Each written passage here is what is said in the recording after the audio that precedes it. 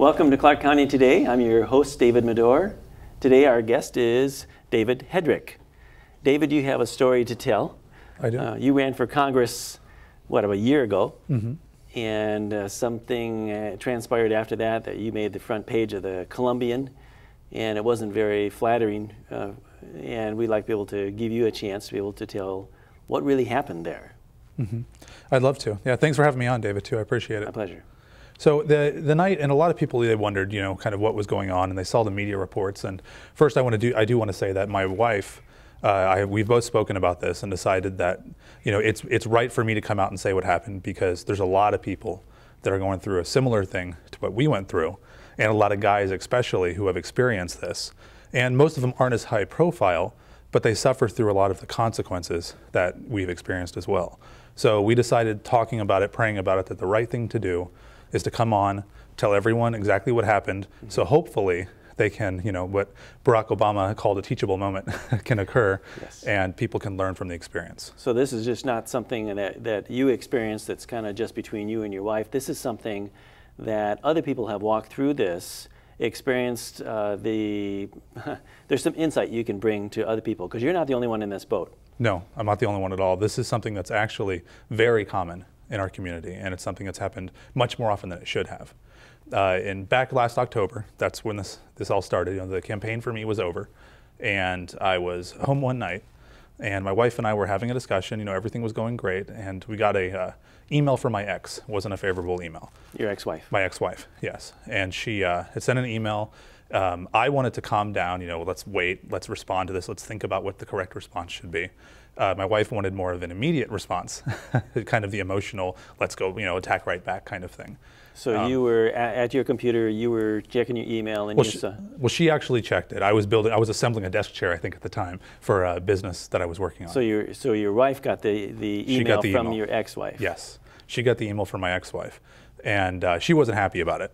And so I basically said, let's not respond right away to her. Let's calm down and think about it. Overnight, tomorrow we'll send her an email. We'll kind of respond. So that email upset your wife? It upset her quite a bit. Yeah, they don't have a very good relationship. My wife and my ex-wife, probably, which is I think is typical in a lot of situations. They don't get along very well. So essentially that's what I wanted to do. That response, that wasn't going to happen. My wife made it clear that we were responding immediately. And so I, at that point, tried to kind of reconcile. We had a disagreement. It was just a disagreement on a parenting plan. Essentially, was what the whole thing was about. Okay. And that email was addressed to you. So it was addressed to me. Yes. And so your wife checked your email. She checked my email. Okay. So it wasn't addressed to your wife. No, it wasn't. Okay. But she has full access. And this is one of the things. When we did the pre-marriage counseling and all of the things that a lot of people do when they get married. And I think it's a great idea. And one of the things that when talking to, we talked to a couple church leaders and that kind of thing. And one of the things they do to keep an open relationship is and one of the things they suggested is be in a complete open book. You don't have your own emails, you don't have your own passwords, you don't have your own, because it really builds trust, because everything is always open to your partner, to your wife, to your husband. That kind of thing, it's always completely open. And so that was the idea, is that, so she did have access, and she checked it on occasion because my ex would send emails and she wanted to get them and find out, what was going on. So it was kind of one of those things. She checked it. She wasn't happy about it, what she received. Essentially, my ex was trying to shortchange us on parenting time with my son, and she wasn't happy about it. And I wanted to review the parenting plan, take time, step back, say, okay, what's the right thing to do here? How do we solve this? And so instead, because we were going to respond immediately, my wife was pretty animated and deciding that we were going to respond immediately. So I basically just picked up the phone and called. And I said, okay, here's the disagreement, and here's how we need to solve this disagreement. And essentially we talked about our differences and how we didn't see eye to eye on what the parenting plan said. And I was in the power position. I had my son. I could have kept him longer. And every time my ex has been in the power position, she's abused it and used that to her advantage. Yeah, and so I didn't. While you were talking on the phone with your ex-wife, your wife was there. She's watching. Just listening to you. Yes. She couldn't. You were not on speakerphone. No, it wasn't speakerphone. But she was hearing that conversation. You talked to her. She heard the conversation. She knew what we were. Essentially, she knew what she was saying. She could interpret it from what I was saying. So, and essentially, what ended up happening was I said, okay, well, let's negotiate. You think the plan says you have this time. I think I have this time. So let's split it in half. and come up with some kind of arrangement where you're getting some of what you want, I'm getting some of what I want. It's in the best interest of our son. It kind of meets the terms to the best of our ability. I think that's a great solution. And so that's the direction I went. When I got off the phone, my wife was not happy at all. She saw that as compromising with someone who definitely has never compromised when she had this a position of power. So you gave up a little bit during that conversation. And I did, and your wife did not like that. She didn't like it. She saw that as me giving in to my ex, of course. Which this is probably something that a lot of married couples go through if you have an ex. It's so she's very sensitive to me standing my ground and not giving up an inch. But at the same time, I recognize that. But at the same time, we do have a son in common. And it's in his best interest for me to try to, be amicable with my ex and to try to agree. And when I said that the two things we need to be concerned with is not who's in a power position. When when you go through a divorce situation and you have a child, the question is, what does the parenting plan say? Number one, and number two, what's in the best interest of our child? It's not who's in a power position. Sure. And it shouldn't be. How old was your son at the time? He was about 3.5 at the time, so he's still a young guy. But I'm trying to teach him by example, and I thought I was setting a good example. I thought I was doing the right thing. My wife, of course, thinks at this time, she thought that sometimes doing the right thing isn't the right thing, and this is one of those situations. Sure. So anytime you have that kind of three-way relationship, or just simply to keep even civil with each other, it's always a challenge. It sounds like. So that set the stage. You hung up that phone call, and you and your wife had words. Right. And she wasn't happy. I mean, she was obviously very angry. She was becoming very heated. And I'm one of those big people, and most people that know me from the campaign, even most of my volunteers, recognize that when other people would get flustered and heated, I usually said, let's step back, think about it, decide what's the right thing to do, come back, even if it's tomorrow, come back and actually make a logical decision that's going to take us in the right direction, rather than emotionally reacting to something that we don't even need to respond to a lot of times. And so I attempted to do that. When she became very heated, and I could see the argument was going, nowhere, and it was, escalating, I said, I'm going to step away from the situation.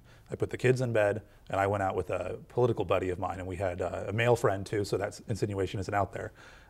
But we sat around and had coffee and appetizers at Sherry's for about 3 hours, kind of giving my wife the chance to cool off, is what I was trying to do. So your wife was at home. Yes. And she was continuing to think about this. Well, you were off with your friend, and so at some point you come back home.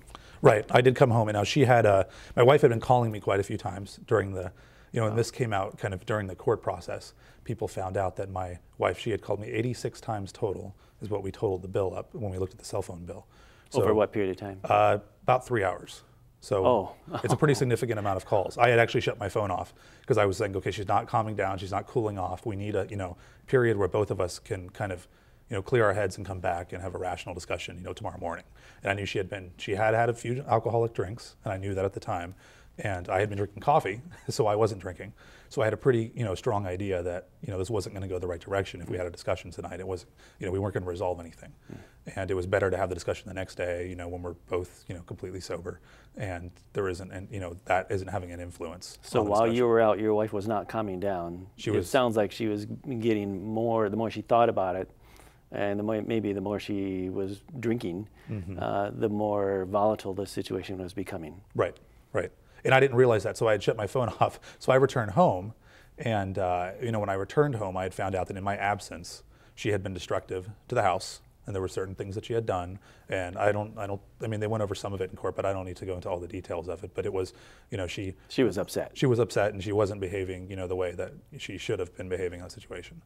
And she knew that later on. That was something she admitted, and it was possible. Part of it was an influence of the alcohol, and she'd also been taking painkillers at the same time because she had a medical issue that arose during pregnancy that she was on. And the mix of the two, I think, was just a violent combination, and it shouldn't have happened. And so when I got home, when I realized that was happening, I said, okay, this can't happen. This isn't the right situation for me to come back to. So I'm going to take my kids, and we're going to go to a hotel for the night. And to do that, of course, leaving your wife home alone. Before I left, though, I was going to call a friend of hers, and she has a best friend that lives just on the other side of town, and I was going to have her come over and stay with her, and ask her to stay, and I would take the kids out of the situation. And when she sobered up the next day, so you have more than one kid. I do. A 3-year-old at the time, 3-year-old son. Yeah, a 3.5-year-old son, and we had about a 1 to 1.5-year-old daughter together. From your wife. From my current wife, yes. Yeah. So we So what we were going to do then, I was going to say, I'll take them, we're going to distance ourselves. We're going to have a friend come to stay with her because of her. I didn't want to leave her in that situation by herself. To do that, of course, I had to go to my computer because I had just got a new phone the day before. And I know a lot of people, probably like me, they back their phones up onto their computers nowadays. Well, I hadn't transferred the numbers in, so I didn't have her best friend's number. So I sit at the computer, and I quickly find out that the computer password's been changed on my computer. So she's essentially locked me out of the computer. I ask for the password. She doesn't know why, but it's because I'm trying to get her friend's number to call her to stay because I'm leaving the situation. And she, at that point, that's when she launched the first part of the attack, where physically she grabbed me and she hit me once the first time. She punched me in the arm. And I at first I was confused because this isn't typical behavior of my wife, and I knew she'd been drinking, and I have never seen her act like this before. So I kind of looked at it and I was thinking, is this really happening? It seemed really strange, that I'm being, you're hitting me now. Like you've gone from being violent to stuff and yelling to actually physically attacking me. And and from that point, it got more physical, where she realized that it didn't really hurt me the first time she did it, so she was going to try again. And she started punching and hitting, and it eventually led to me blocking her arms as best I could. Then she picked up a metal chair, which most people that have read the Colombian reports have seen. But at that point, she picked up a chair, and when she did that, I realized that the situation was serious, that someone was going to get hurt, and I had to put a stop to it. So I removed the chair from her, and I restrained her physically, and I told her as soon as she stopped swinging, she would be released. But she couldn't. How did you restrain her? Well, I pulled the chair out of her hand, and I actually took her down to the ground, and a very clumsy takedown too, but given the situation, it was, that's kind of how it went. So it wasn't, beautiful or gentle or graceful like they show you on, you study it in the Marine Corps, for instance, the takedowns, but it's not on a pretty mat. This is in a bedroom. And, the realities of it are, it wasn't pretty, but, given the situation, I didn't really see another option. There was, and I held her down. Was that carpet? It was carpet, yeah, it was a carpeted bedroom. But yeah, I held her down, and basically she was still trying to hit me when I held her down at first. And I told her that, when you calm down and stop swinging, I'm going to let you up. You cannot physically attack. That's something that's not going to be allowed. And if you try to hit me again when I let you up, I'm going to take you back down and hold you down again. You can't, that's something we're not crossing that line. So you're not beating your wife, no. You're restraining her. Restraining her. You have to do something, otherwise you're going to get right. bashed on the top of the head with a metal chair. Yes, it was a bad situation to be in. And, I didn't really see any alternative. I think it was a pretty proportionate response, considering to do that. Were you, right now you're very cool. Where were you temperature-wise then? I was actually pretty calm at the time, which is, I think it's a Marine Corps thing where you're taught kind of to stay, even when everything around you is going crazy, you kind of just stay calm. And, to the best of your ability. Now, you may get a little bit emotional, you're going to feel some of that, but you have to control it. And I really did that. My voice was probably a little louder than it is now, I would assume. But it wasn't, I was definitely not being aggressive, not screaming, not that kind of thing. It was more, I was in such shock, I think, that this whole thing was actually happening. Like, is this real? Like, am I really about to be hit with a chair in my own home? So it almost didn't seem real at the time. So you've had time to think about it between then and now. Would you change go back and I wish I could redo that? No, I don't think I would. And see, that's the thing. I've thought about that a lot. And given the information I had at the time, if knowing what I know now, in hindsight, you can always say there's something you would do differently. But given what I knew at the time, I think I made pretty good decisions. And I don't think that I would advise someone differently if they were in that situation to react in a different way than I did. We're going to have to take a break right here. We're at 15 minutes already almost. So continue on to the next segment in a minute.